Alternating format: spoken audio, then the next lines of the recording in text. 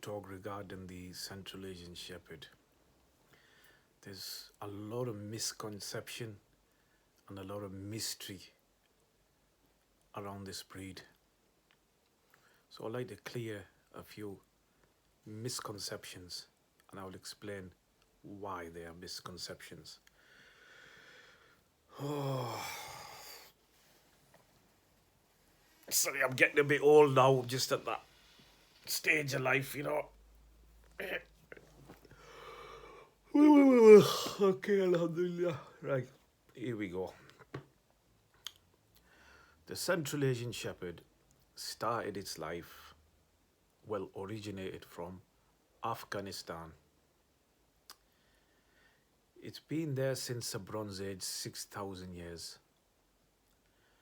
It's been there with the Kuchi tribe. It's an ancient traveling Afghan tribe.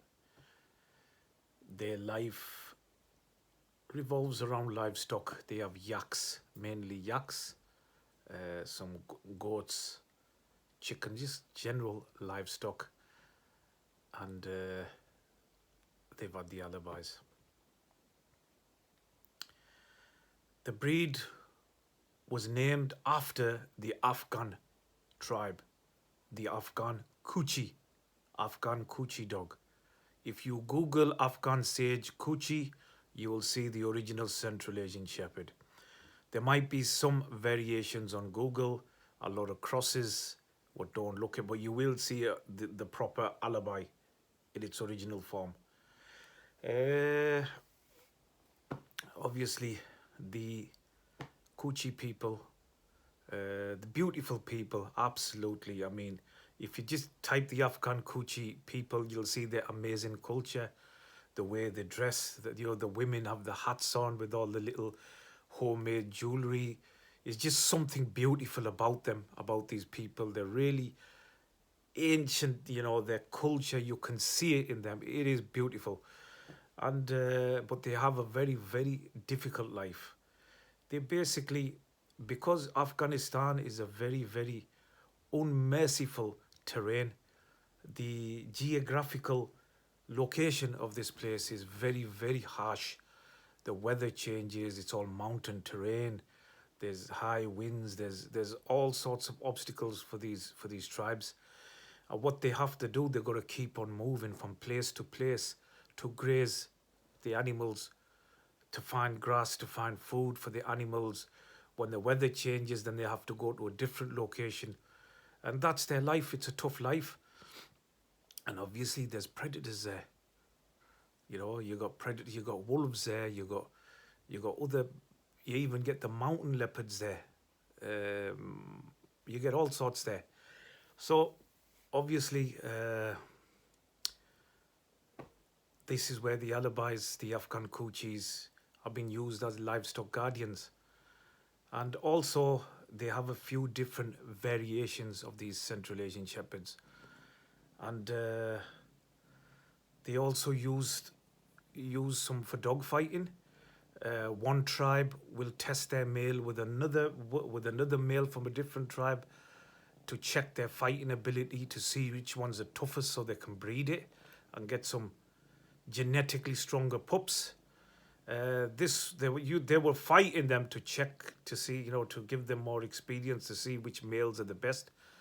Obviously, because they need to be fought against predator, they need to be fighting. When they challenge the predator, they need to be able to show a good account of themselves. So the fighting is very important. They're not fighting them for fun or money or putting bets on them. They're fighting them because it's life and death for them when they're protecting livestock. So that's the situation. With the females, this is the thing with the females.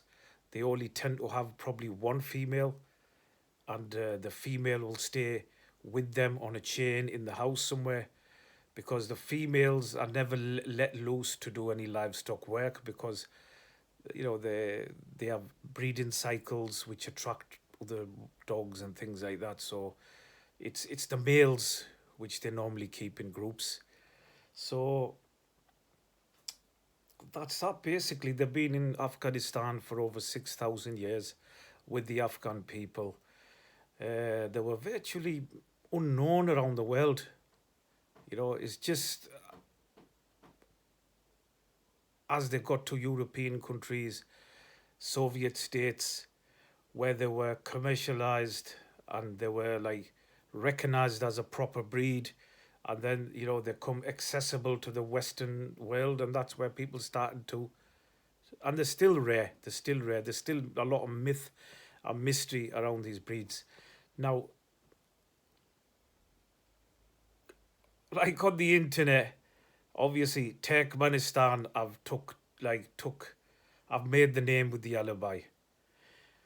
But it's the Afghan Kuchi who should have the name because they're poor people. They travel.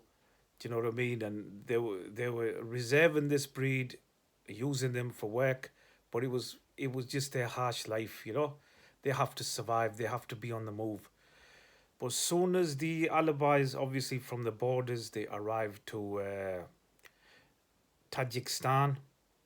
Tajikistan is surrounded by the borders of Afghanistan, and then Tajikistan, and then you get Turkmenistan, right? These are similar sort of mountain terrain and open fields and places like that, and it's quite a harsh climate. They have a lot of predators, and they also have livestock. And the alibi become the national dog. This is where the name changed from Afghan Kuchi to alibi. Alibi, yeah, alibi. Turkmenistan, the government obviously made this dog the national dog of Turkmenistan. And they even, if you Google it, they've got a big golden statue of an alibi in Turkmenistan. They've published a book on them. They've given this dog high esteem and high status in Turkmenistan. And for a long time, it was against the law to basically export these dogs out of the country. You could not send these dogs out of the country. It was against the law. Only the people of the country could own this. This was for quite a while. And then obviously you're aware when President Putin come, he was offered one as a gift. And but like I said, they still continued, despite the law of Turkmenistan, the dog still continued from farmer to farmer, from traveller to traveller, from border to border, because the borders interlinked with different countries. And on these borders, there were a lot of livestock people who needed these dogs for working purposes. So the dogs continued to work their way. And then from Turkmenistan, they worked their way to Iran. Now, the Iran, Turkey, and Russia. The Russia as a country itself is massive.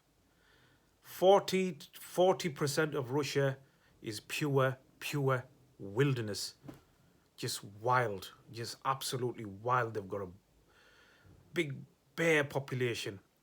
They've got a really large grey wolf population. And they're thriving there, and the numbers are really high. But the borders of Russia interlink with a lot of countries.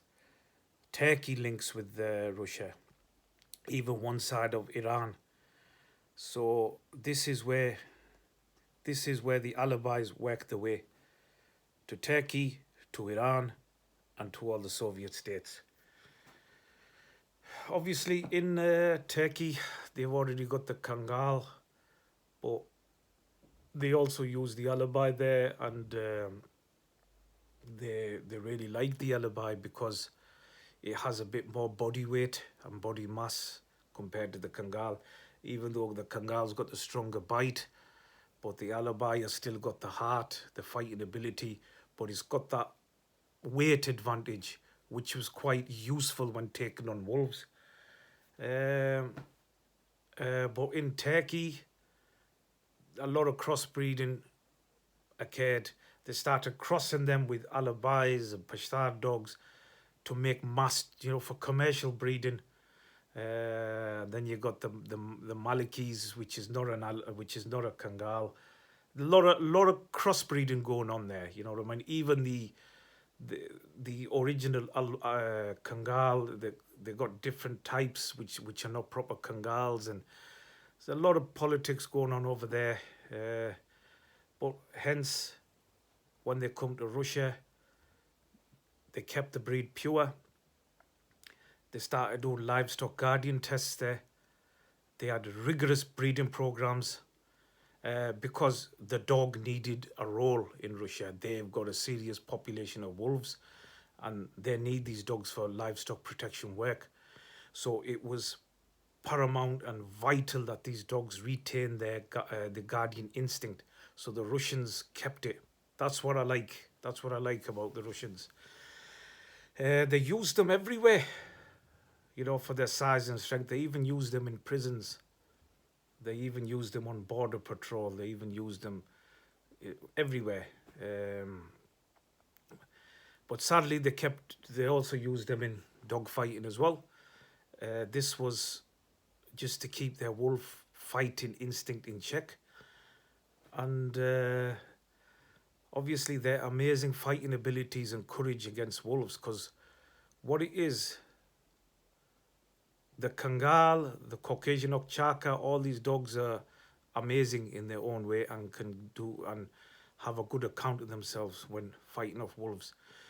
But what separates the Alibi from these other breeds is their capability of enduring a lot of pain. When the wolf bites the Alibi endures that pain. Its pain threshold is very, very high. They can handle and take a lot of pain, and they continue to fight. This quality in them is legendary, and this is what's captured the hearts and minds of many farmers and dog fanciers all over the world. And this is why the Russians nicknamed the Central Asian Shepherd volkodav, meaning wolfhound, wolf challenger, wolf crusher. Yeah.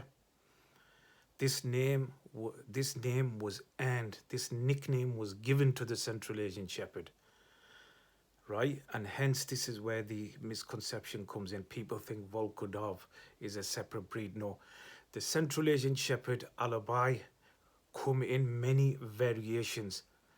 They differ in coat. Some are a lot hairier, some are a lot smoother. Head shapes and sizes. Some are a bit thinner, longer muzzle. Some are more mastiffy. And size, some of them are bigger, some of them are smaller. That's because they were used for different purposes. Dog fighting, guardian work. They are different lines of them, but they're all the same breed. They just differ in variations. So that's why when people see a different looking dog, they associate that with a different breed. But volkodav was given to the Alibi Central Asian Shepherd. There's just different strains of these breeds, but the breed is one, Central Asian Shepherd. The nickname is volkodav in Russia, but they go by many different names according to what part of the country they are. And that's it. The Central Asian Shepherd is a legendary breed. It's a livestock guardian. And that's it for now, because I am holding the camera with this hand. My arm's getting tired. And that's it now. I will call that a day for now, and I'll upload more videos later. Okay, take care.